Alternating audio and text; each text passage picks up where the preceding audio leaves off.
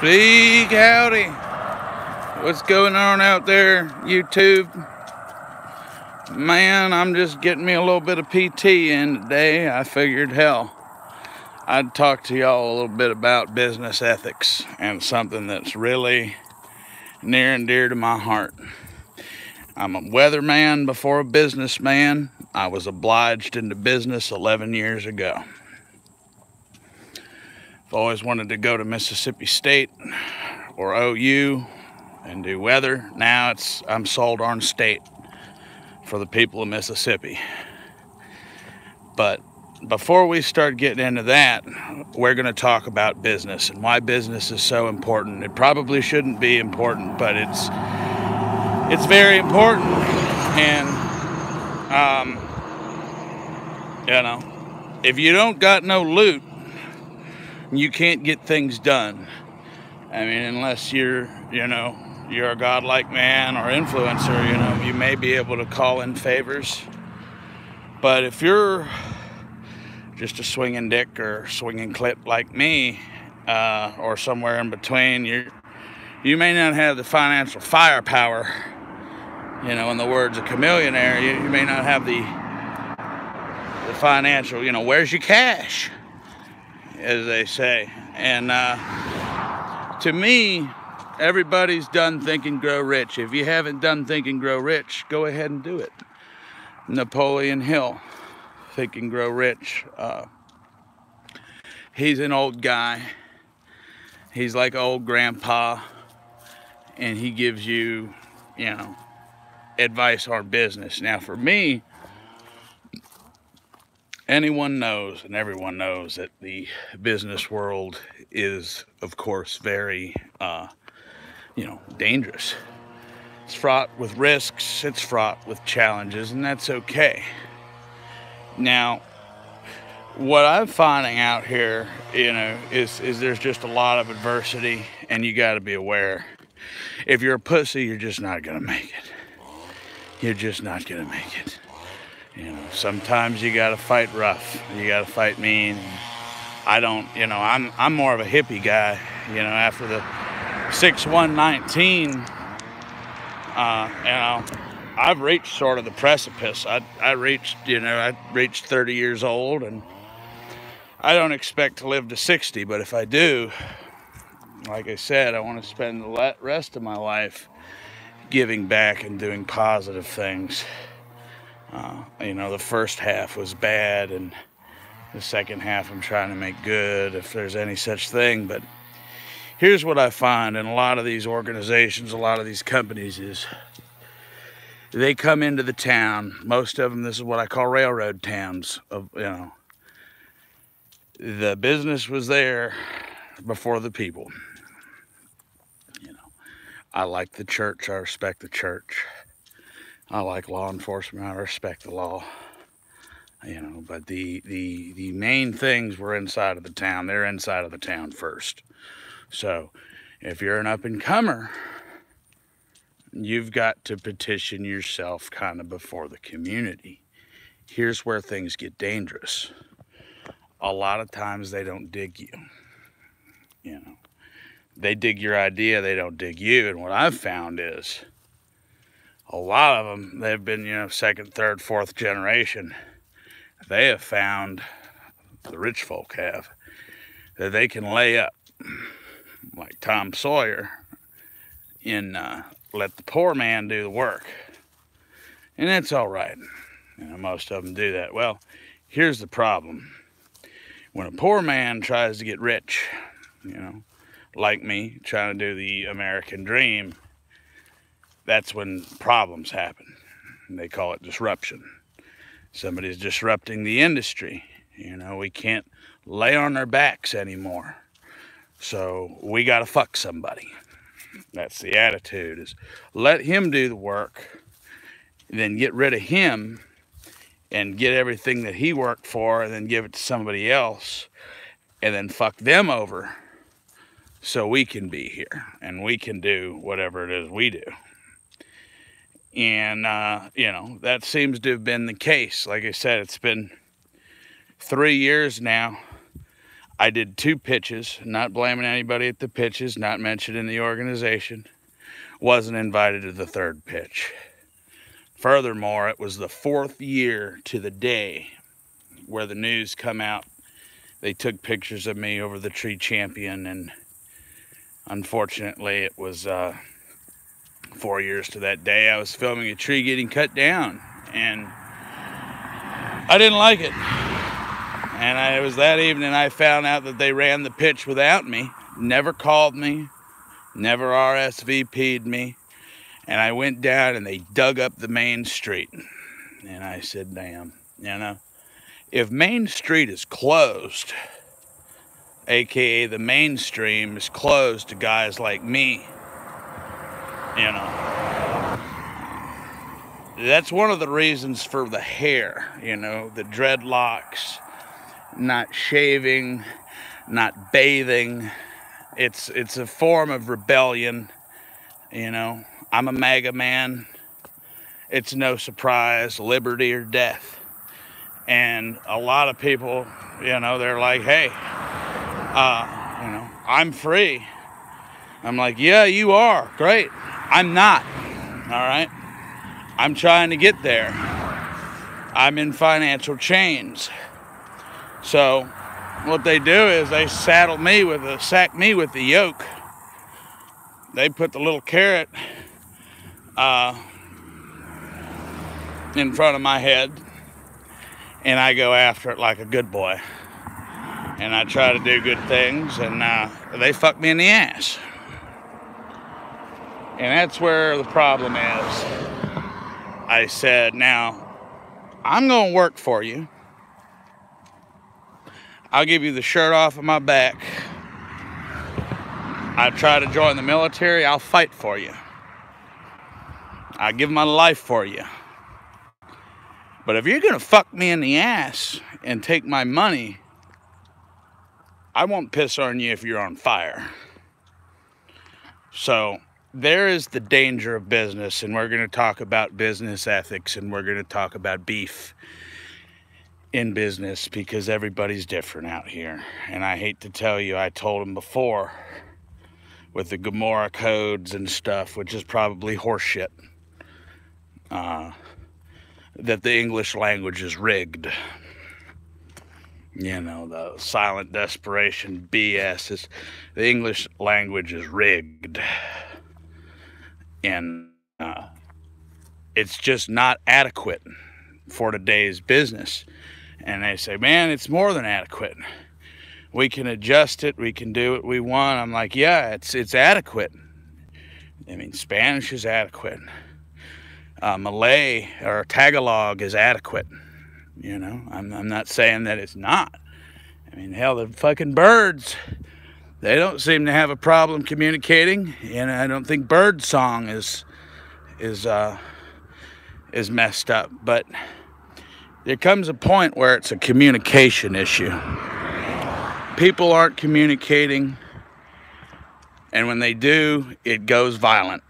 And I'm going to tell you right now, from a clinical psychopath, people say, hey, that guy's full of shit, but I'm telling you, this is my code. When you meet someone, you are counting down the seconds to a problem. And if it's like, okay, hi, how are you doing today, sir? Or ma'am? Good. What's your name? My name's Terry Tyler, Tupelo, a tornado chasing man, and I like to shake your hand, and then you go from there.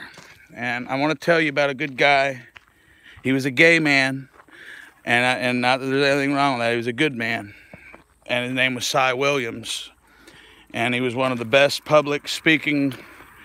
God bless his soul. He's dead now. I don't know that he was gay or he wasn't, but he might have been. And if he was, it's good for the gays, you know.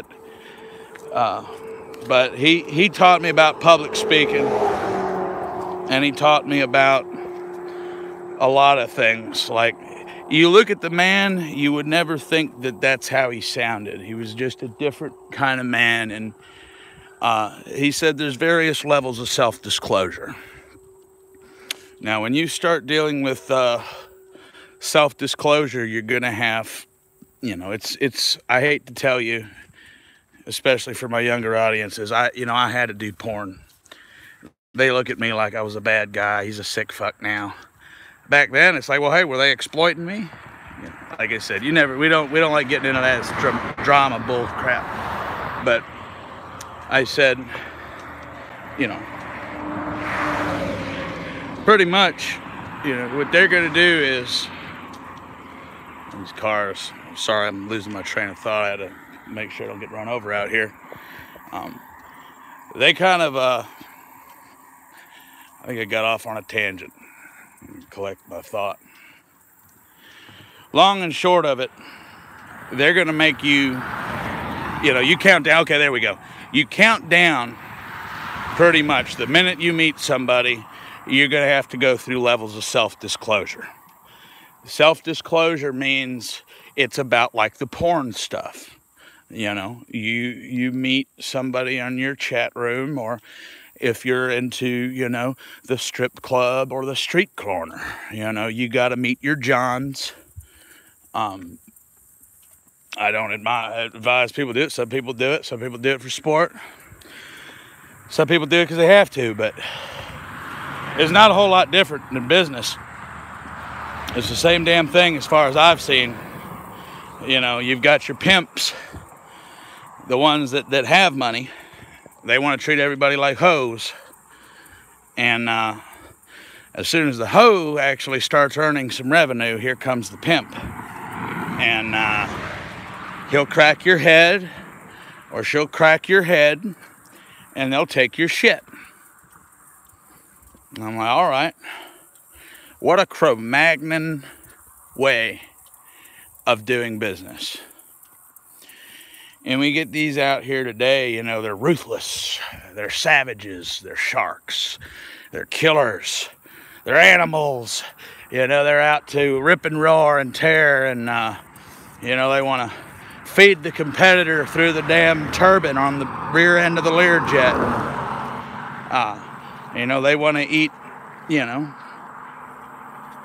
choir boy oysters and giraffe hearts and rhino throats. You know, they don't have enough. You know, I want the $20,000 bottle of Burgundy.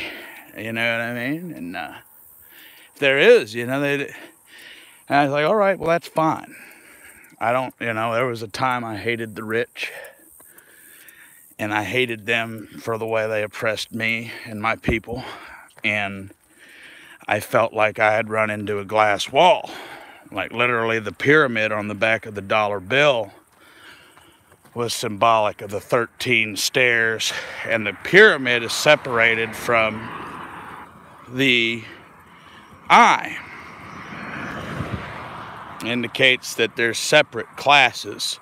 And this goes back to caste system. Most people around here are too fucking stupid. They don't know what caste. Look it up. The caste system is how they do, and they got what's called the untouchable class. Well, this was founded out there in India and the Orient, and that's kind of how they run the government here. It's how it's been run for a while. And unfortunately, it seems to be, you know, they will steal from you and they will kill you. And that's where it really stifles the ingenuity. It's pretty much like a bunch of pigs or sheeps or bulls going down into the slaughterhouse. They think they can trust the handler, but they know where they're going. You know, they try not to spook them. But you look around and you can clearly see by the actions. It's a Jeff Bezos quote. You know, a testament to the character. Testament to the character. You know, I had an issue with some people. You know, I couldn't get my vehicle running for about 4 weeks. Parts wouldn't work. Things wouldn't work. Couldn't get the damn truck. Can't get to work. Motherfuckers will pass by you every day and they won't offer to help. Wouldn't lift a finger for you. But then when you do get the vehicle running, it's, oh, I gotta rest. If you turn that car on again, I'm gonna steal your battery. I said, oh, so that's what it is. I said, is that, testament to the culture here in Mississippi? Oh, well, you did some bad things in the past. We won't have jailbirds. And if you go back to Elvis, which I'm living literally pretty much almost the life of Elvis, in Elvis Presley, and his daddy was a convict, and that's why they moved to Memphis. Tupelo is where Elvis was from, the Becoming. This city wouldn't be shit without Tupelo. I mean, Tupelo wouldn't be shit without Elvis. I hate to say it. I love Tupelo. It's got a unique name. But Elvis brings in millions of dollars per year to the city, the birthplace. They come from worldwide, a mecca. Literally like the Wailing Wall or, the pilgrimages to Mecca. Like, they fly here from all over the world to pay their respects to Elvis. And, that's where I got my first thing on the news, was doing the Elvis story. Now, Elvis, supposedly, I don't know, there's a lot of bad stuff that happened to Elvis. Elvis died, you know that, and they took his goddamn money. And all he wanted, he donated a lot of money to the city of Tupelo, and I actually swim in the old pool where the birthplace is now. There actually was a pool around there, and all he wanted was a swimming pool with a guitar in it for the people, and they wouldn't do it. They wouldn't do it, and he had Graceland, and the story is they got tired of dealing with Elvis. They said he was on drugs bad, and they pretty much put him out to pasture, from what I heard. They gave him some bad dope, and they killed him off. They realized they could make more money with him dead than they could alive. And they do that to all kinds of people. And I hate it because in Mississippi, if you look at the tornadoes, that's why I'm here. The 3 tornadoes, they buried those 300 blacks. Not even 100 years ago, they're down there. And it's like, hey, is that what you stand for? I hope not, because I don't want to do business here. If you can't get down, I know I'm a grassroots kind of guy, but if you can't work together, then you're not a good team player. It's a military doctrine. It's not, these civilian scumbags out here think they know something about military doctrine, and they couldn't get in if the fucking White House was nuked. They don't know anything more about military doctrine, than they know about the function of a kidney.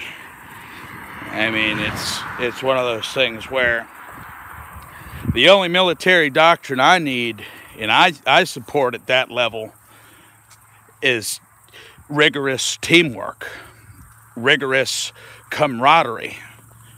Whoa!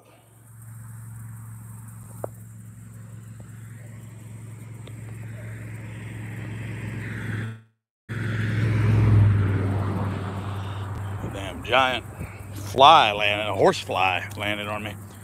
But rigorous camaraderie, rigorous teamwork, no exceptions, no excuses.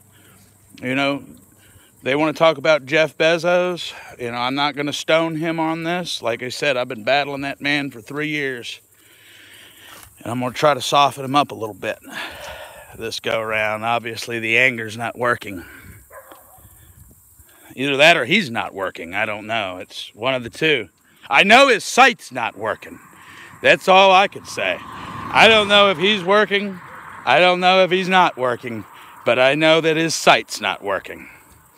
That's all I can tell you about that. And, But, like I said, Jeff, that's one of the reasons why I challenged Jeff to the chase.